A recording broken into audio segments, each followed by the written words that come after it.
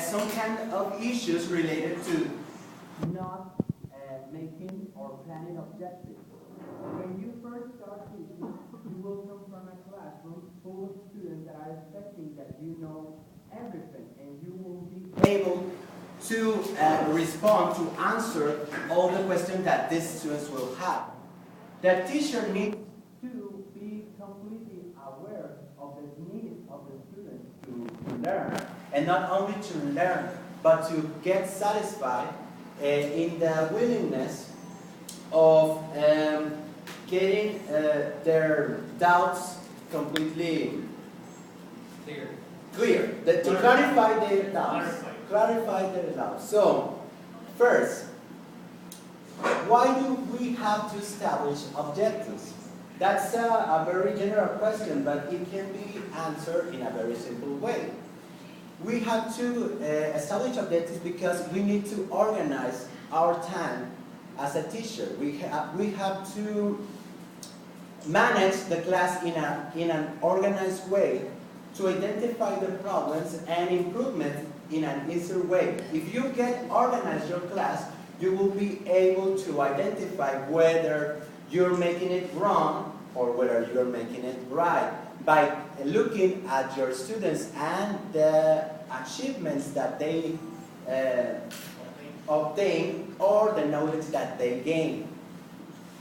The next, what are the reasons for thinking about objectives? As a teacher, we mainly need to be completely aware of if the student is making an improvement. If you're making these objectives, you will find that your class is getting organized. And not only that your class is getting organized, but the students follow the class in a logical way. That's very important. You need to think about the length of the whole course, and obviously think about the subject that you're teaching. If the course it's about 6 months, you won't be presenting a class that it's about 1 year, because you have to be logical with your objectives. That's the golden rule. You have to be logical and realistic when you're planning a class. You don't have to pretend that you will be teaching everything in just 1 week or 2 weeks in a summer course. Did you get my idea? Yeah? Am I clear? Why am I mean, you're talking about teaching everything in a summer course. I'm talking about the length of a course. You have to be realistic. If you are able to cover a whole subject in just 6 months or a year, or 2 months, for example, duration. So take the time that you have into account. Into account for planning a class and making objectives into that class. Okay, get it. So, I get it. how can I clarify my objectives? First, you don't have to do a one thing at a time thing of your class. You don't have to plan every single class the day after. If you do so, you will have mainly problems related to logical orders within the concepts presented in the class. And you will have problems with the essence. For example, if you do in a one thing at a time way, you will find that most of the exams don't have correspondence between the things that you taught. So you don't have to rely on the material that the school is providing you. Mostly of the material that the school is providing you is incomplete. So you as a teacher need to look for material that can make an addition, a good addition or a positive addition to your course or to the subject that you're teaching. Next.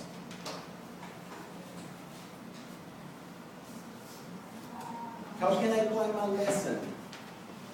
First, give your lesson a purpose. What is your purpose as a teacher? What you want your students to learn and to be able to manage? What knowledge you want your students to remember? You have to evaluate often to determine if the achievements are made or not. Neat. Next. What is need to be learned? For this question, you have to think about the objectives that you already made and think about the attitude, aptitude, knowledge, skills that you want your students to get or to gain. How can we make an accurate list of objectives? That is a very complex question indeed. You have to base your objectives into a curriculum. And that is why we need to know about taxonomy. What?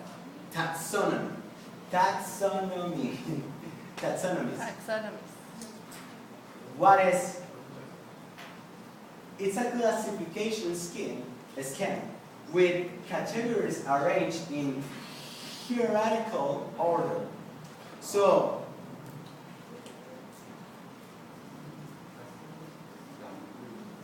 the taxonomy is about the logical order that we are looking in the past. This order was planned by Benjamin S. Bloom, Caldwell, Bloom, Meisha, and Elizabeth Simpson. And this logical order of a course is divided into domains of this taxonomy that are cognitive domain, affective domain, and psychomotor domain. The combination of these domains is condensed into a term called praxis. That is the ideal way of giving a course or to teach it by combining these domains that have very specific purposes and objectives. Let's look. Wait, back.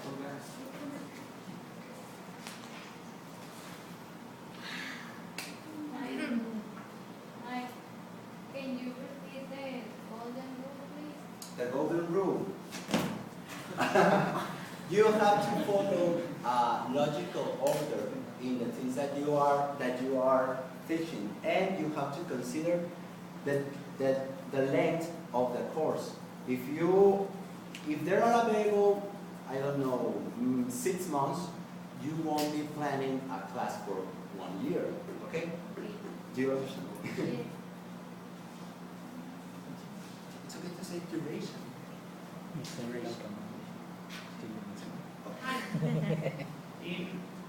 In the definition for taxonomy, you have it's a classification scheme with categories arranged in hierarchical order. What do you mean by which would be the categories? The psychomotor? Yeah, these 3 categories Okay. are the ones that I divide the whole taxonomy of these objectives related to education. Because there are taxonomies for other disciplines, but we are talking about education right now. So this is the 3 domains, the main domains of the division of this taxonomy. Okay. That is an order that presents the subjects or topics in an order of importance. I mean, because that is hierarchical, right? So, okay. Please. Okay.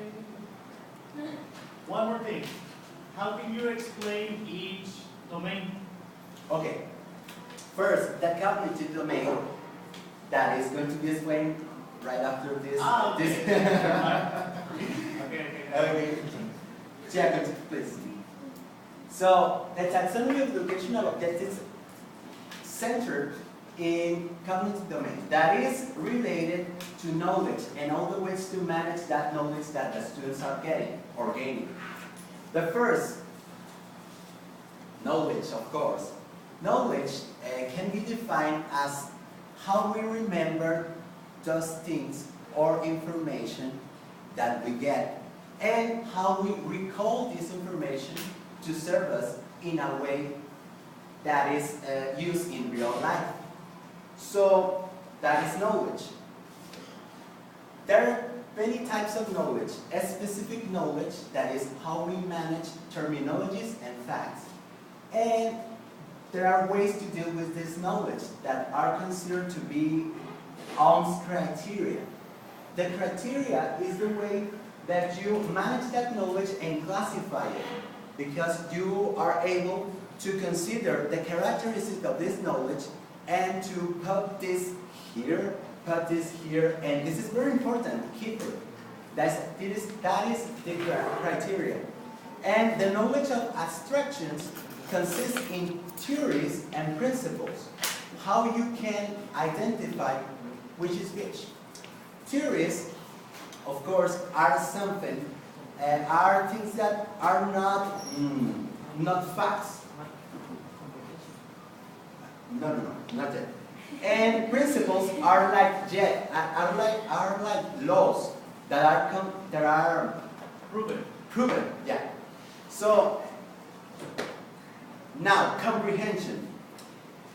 Comprehension is how you understand that knowledge, that information that is already stored in your mind, and how do you get to the real meaning of this knowledge? How you can translate this knowledge into your head to make sense for you, because knowledge is everywhere, but if you don't comprehend it, it's not your knowledge, it's just someone else's. Next, application. Using it in real life problem, as we were talking about. How you can get this knowledge to solve real life problems. For example, using mathematics to get your bills paid, go into the supermarket and compare between two different marks of cereal, and which one brands of cereal, and which one are you gonna buy it because of the price and the distance and everything. Using mathematics to do that is the application of knowledge. Inside this concept of application, we have three concepts that are within implicit. It is called translation, to state problems in own words. The first step, when the teacher is giving you some new knowledge, you first listen to it and then you can translate it to your own words to make sense for you. Then interpretation, you reorder those ideas and make a structure or a system that works for you. And then extrapolation, go beyond that knowledge that you're getting. And start thinking, what if English, for example, in Study of Civilizations class, when teacher Amanda doesn't get us beyond the knowledge, she said, no, well, Greeks are like that. And you say, what if Greeks were like that? If Greeks were aliens? She said, no, that's not. And she doesn't let us to extrapolate the knowledge, to make our own theories. What is the word you're saying? Extrapolation. Extrapolation. Go beyond the knowledge. You're here in the South Pole and you want to turn the knowledge into something else, to make your own theories about the knowledge that you get. The God. Can you spell